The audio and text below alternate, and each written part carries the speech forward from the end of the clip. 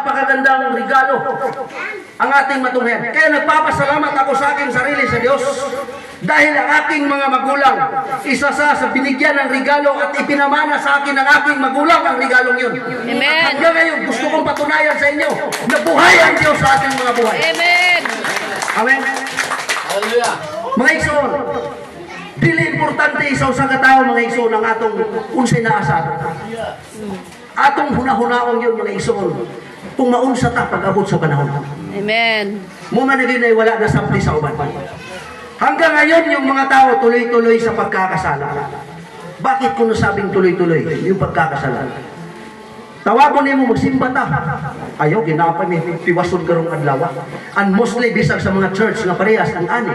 Dunay mga member nga ingana. I-chat lang nako si pastor o pastor.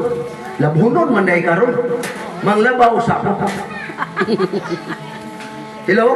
Amen. Munay kasagaran nga behavior sa usa ka Kristiyano ayaw gustong lumago.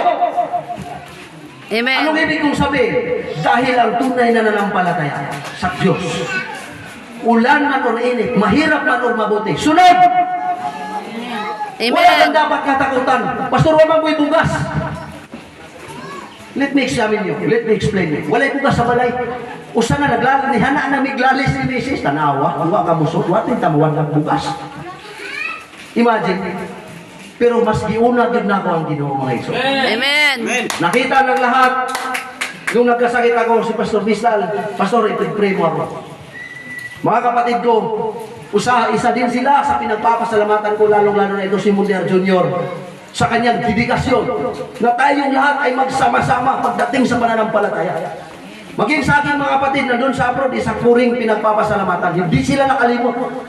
Kaya magpapasalamat ako kay Pastor Melvin muna na siya mismo tinanggap yung ating pagnanais na may bahagi dito sa inyo kung anong dala mayroon ako dating doon sa Ormoc City. Ngayon, basahin natin ang sinasabi doon sa inyong topic. Napaka-importante.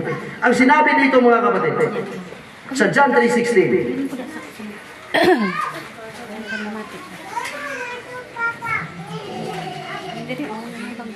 The ultimate gift.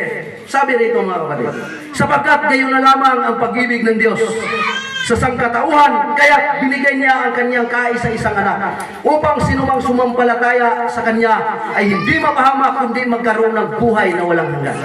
Palakpakan natin ang salita ng Diyos. Amen. Kaya pansin ba kayo sa ating binasa? Hindi lang buhay na walang hanggan ang sinabi doon. Ano ba yung importante doon? Yung sinabi ng Diyos na sumampalataya. Amen. Ibig sabihin, hindi lang buhay na walang hanggan yung ating interes. Ipakita natin sa Diyos kung gaano ba tayo nagsumampalataya. Amen? Amen. Murag hinay man mo amin dire. Dire sa ako na ha. Unahon sa nako dire. Kaya murag kulang ni. Muna yung pinaka-importante sa usa ka tao. Kung sinasabi mo ngayong gusto mo nung kaligtasan, hindi pwedeng diretso lang doon sa kaligtasan. Hindi pwedeng dumiretso ka. Kailangan mo munang sumampalataya dahil yun ang kagustuhan ng Diyos Ama. Amen. Bakit niya nasabi? At bakit yun ang mensahe na ipinarating sa atin? Genesis chapter 6 verse 5. Basahin natin mga kapatid. Kung namoy Biblia diyan na, palihog lang kung basa. Ayan, basahin natin. Genesis chapter 6 verse 5. Sabi rito, nakita ng Diyos, laganap ang kasamaan ng tao sa daigdig. At puro kasamaan na lamang ang palaging iniisip nila. Amen? Amen. Sabi ninyo, kung makadto mo sa syudad, kung nakita ninyo ang street preaching dito, labay-labayan ra ka. Tinood. Sound system, pagkadako, makabungol. Inigawa lang. Murag wala. Kahit anong panawagan ngayon, malakas yung boses mo, pero pilit pa rin itinataas ng diablo ang antas ng tao para lang ayaw mong tanggapin ng Diyos. Yes. Bakit ko nasabi? Tingnan niyo yung sarili niyo. Lahat tayo ngayon may cellphone na. Kumusta ang pamumuhay mo? Nung nagkaroon ka ng cellphone, wala bang negativeness na nangyari? Mayroon. Nabawasan niyo yung pananampalataya mo sa gawa. Bakit ko nasabi? Pag sinabing minsan, papasok ka sa church, sabihin mo sa pastor mo, hindi ako. Bakit? Sa cellphone mo pa lang, busy ka na mga kapatid. Amen. Nakuha niyo? Amen. Doon pa lang itinataas ng diablo ang pananampalataya hindi para sa Diyos. Bakit? Inupiran ka ngayon ng diablo para makalimutan ng Diyos. The devil is always trying to pay your feelings and attention para makuha mo, para makuha niya. Ngayon ka mo may tuyo sa diablo. Because you are nakita ng diablo nga dili niya kaya talugon ng inyong ministry. Gamitin niya ang cellphone para matawag ka. Yes. Amen. Di man din na Ikson.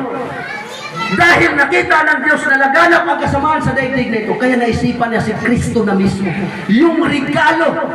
At take note, may mga taong hindi tinanggap ang regalo. Kung tatanggapin mo at isisinantabi.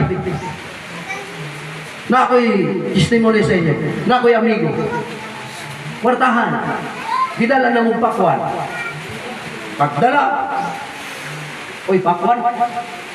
Pero kita, atong paminaw, tamis yun ang pakwan. Butang lang niya.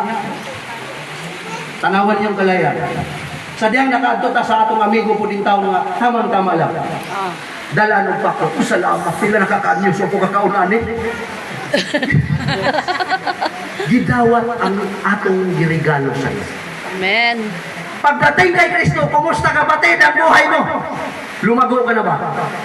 Amen. Baka naman matitisurin ka pa hanggang ngayon. Gusto mo lang matitisur, luran. Luran. Luran ka pa? Hallelujah. Hallelujah. Kailangan always na mga igsoon na musuporta sa atong pastor. Mga igsoon. Amen. Gamitin natin ang natitirang lakas natin.